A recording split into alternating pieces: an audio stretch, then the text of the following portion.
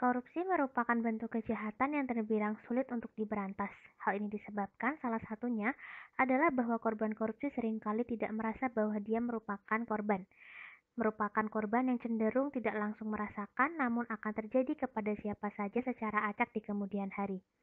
Ketika alat kesehatan dikorupsi misalnya, kita tidak bisa menunjuk nama siapa saja yang akan menjadi korban.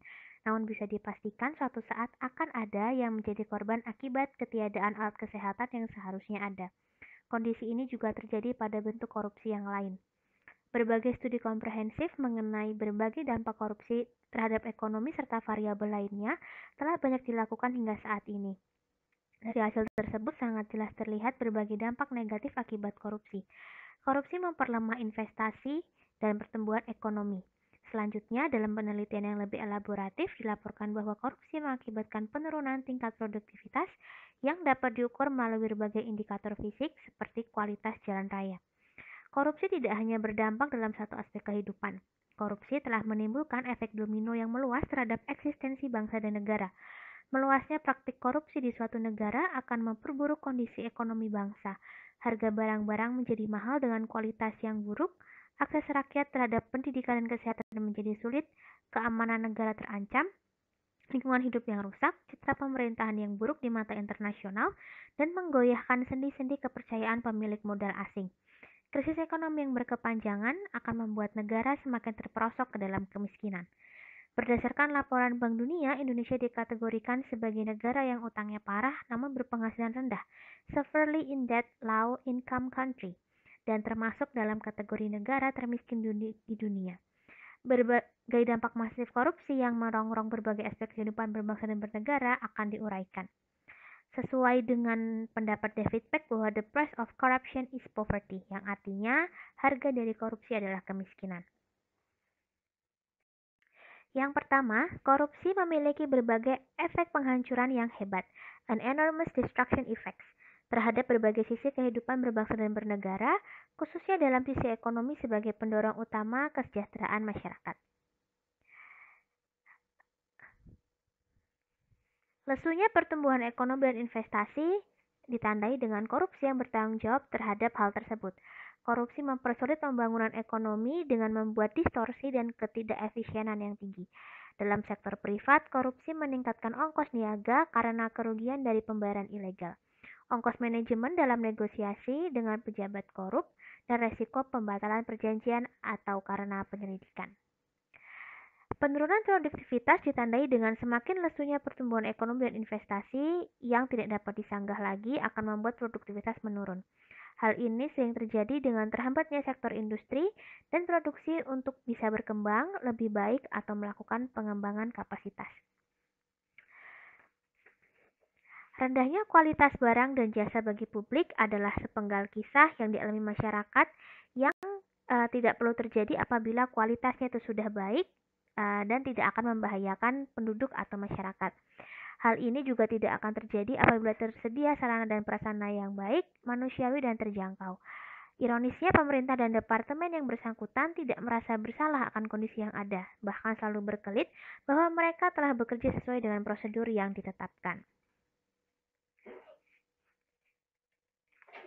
Menurunnya pendapatan negara dari sektor pajak ditandai dengan di Indonesia ada beberapa jenis pajak seperti PPh, PPN, PBB, bea materai, dan bea perolehan hak atas tanah atau bangunan (BPHTB).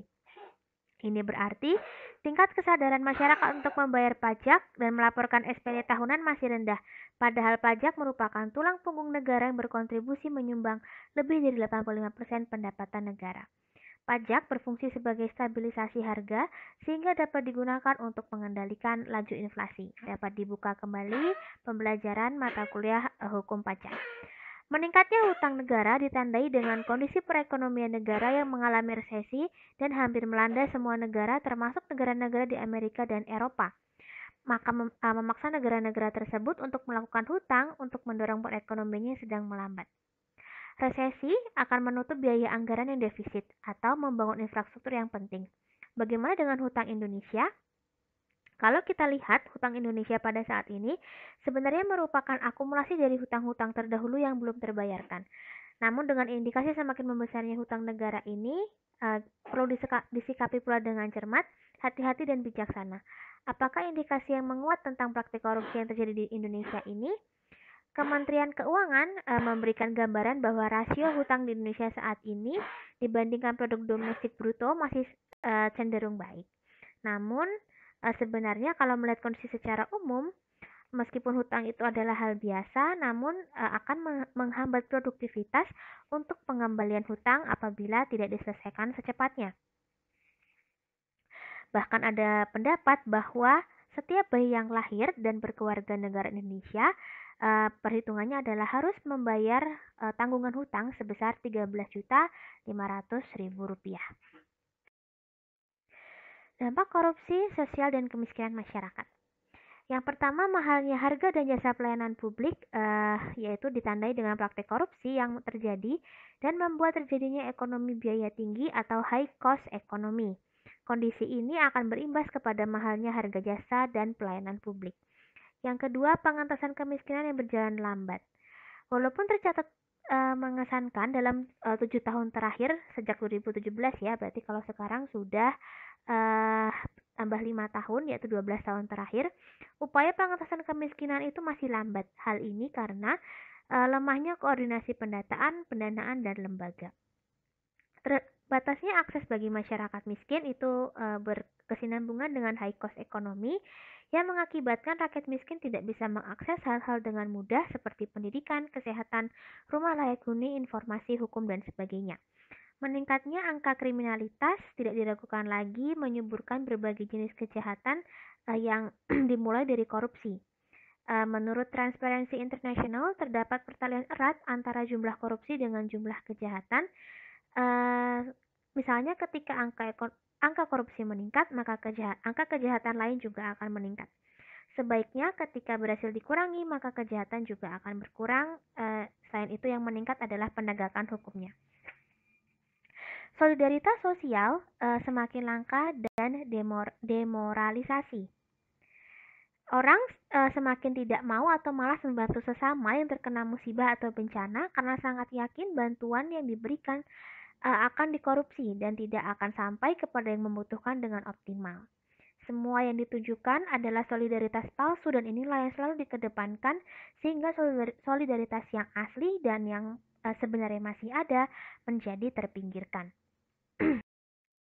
Matinya etika sosial politik ditandai dengan kejujuran yang dihadapi oleh kekuatan politik yang merupakan sesuatu yang harusnya mendidik dan membuat tidak bertentangan dengan etika dan moralitas.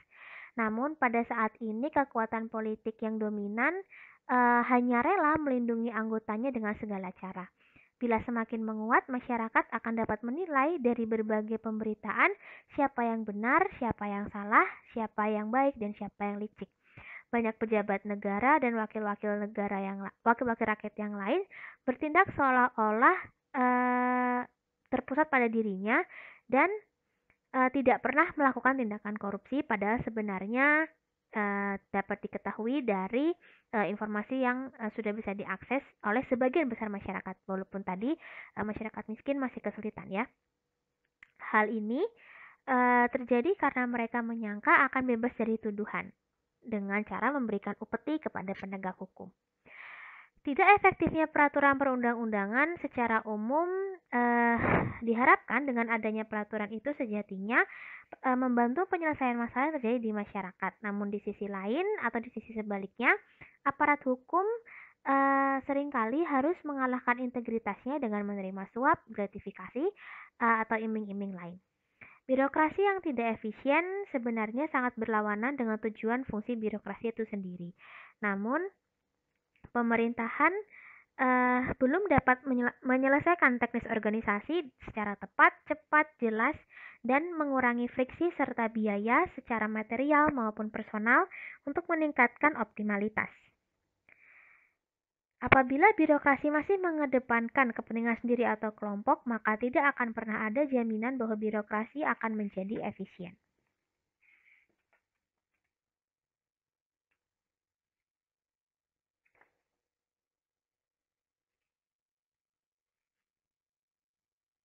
Masih lanjutan dari slide sebelumnya, lanjutan dari birokrasi tidak efisien adalah munculnya kepemimpinan yang korup ditandai dengan hubungan transaksional sudah berjalan dari hulu yang pada akhirnya memunculkan pemimpin yang korup karena proses yang dilakukan juga transaksional. Jadi bukan secara tulus tapi ada transaksi tertentu. Selanjutnya, hilangnya kepercayaan publik dari pemerintah. Sistem demokrasi yang dilaksanakan di Indonesia masih sangat muda, walaupun kelihatannya stabil itu masih rentan.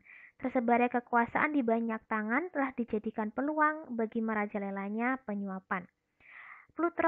Plutokrasi adalah eh, sebagai contoh perusahaan-perusahaan yang besar ternyata ada hubungannya dengan partai-partai di kancah perpolitikan negeri ini.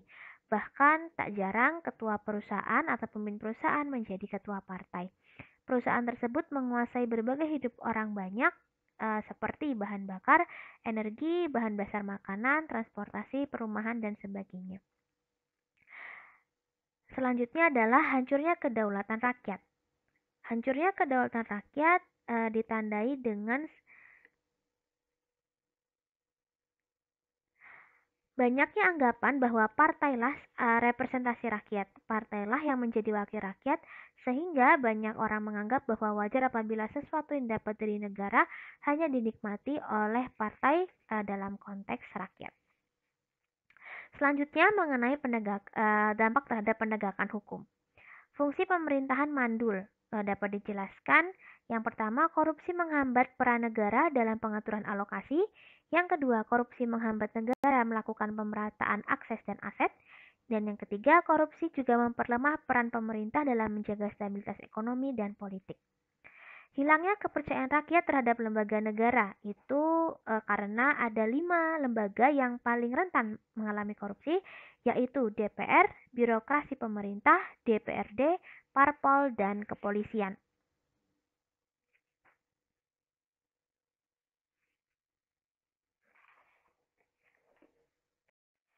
Yang pertama mengenai Hankam, sudah seharusnya Indonesia mempunyai armada yang kuat untuk melindungi 3 matra yaitu darat, laut, dan udara yang luas serta didukung dengan angkatan dan contohnya pesawat-pesawat yang canggih.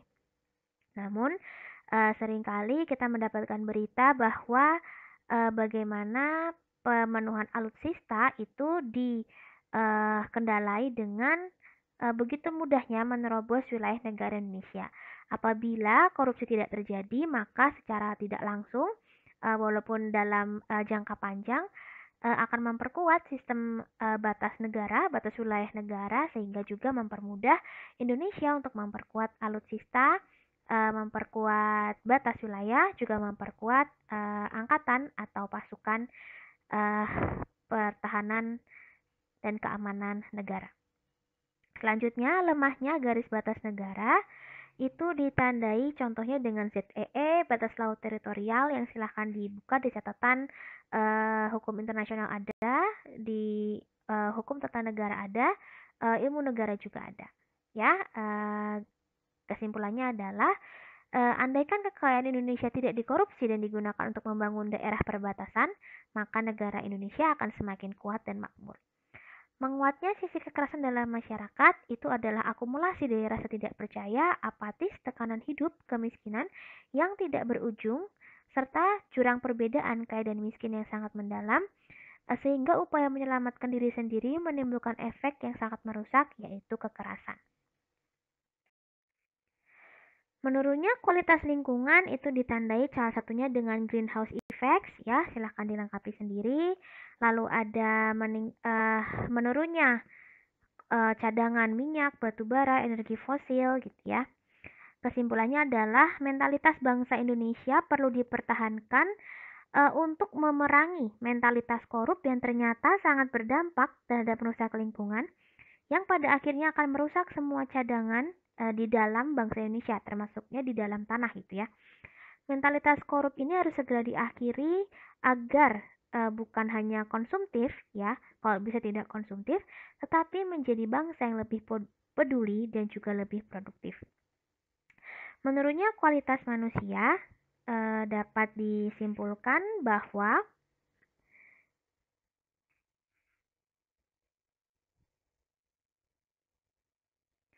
Contohnya ya, salah satunya adalah dari hasil kesuburan tanah yang berkurang, bahkan tidak bisa ditanami lagi, akibat tanah itu berubah wujud menjadi pasir.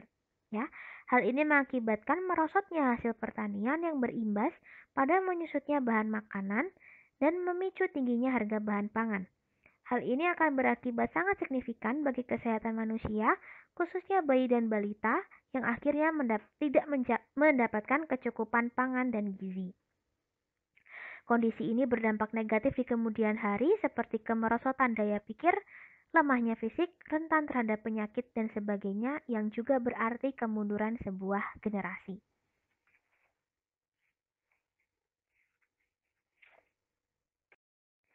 Perilaku koruptif dan korupsi yang dilakukan secara terus-menerus dan masif bagaimanapun juga pada akhirnya akan mempengaruhi dan mengubah cara berpikir logis bangsa ini. Sesuatu yang salah dan benar bisa saja dibenarkan, sedangkan sesuatu yang benar bisa menjadi salah dan aneh untuk dilakukan. Nilai budaya yang ada pada bangsa Indonesia tercermin pada 5 sila yang termaktub dalam Pancasila. Indonesia merupakan negara yang memiliki budaya yang sangat kaya dan beragam. Oleh sebab itu, nilai-nilai budaya di Indonesia adalah masyarakat yang berbudaya tinggi, harus dijaga sampai kapanpun tentunya dengan nalar yang sehat.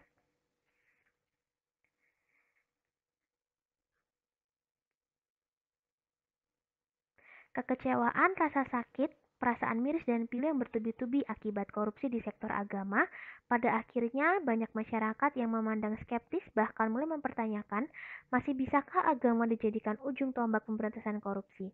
Apakah masih ada pemimpin agama yang masih bisa dipercaya untuk tidak korupsi atau bersih dari tindakan amoral? Kondisi ini menempatkan agama sebagai baju saja. Apabila ingin berbuat baik dan beramal, maka baju agama dipakai. Selanjutnya, jika ingin mendapatkan harta yang tidak halal, maka maksiat eh, maksiat itu dapat dilakukan dengan menanggalkan baju agama. Korupsi benar-benar menjadikan masyarakat yang seharusnya religius menjadi masyarakat yang munafik dan menggunakan religiusitas yang semu.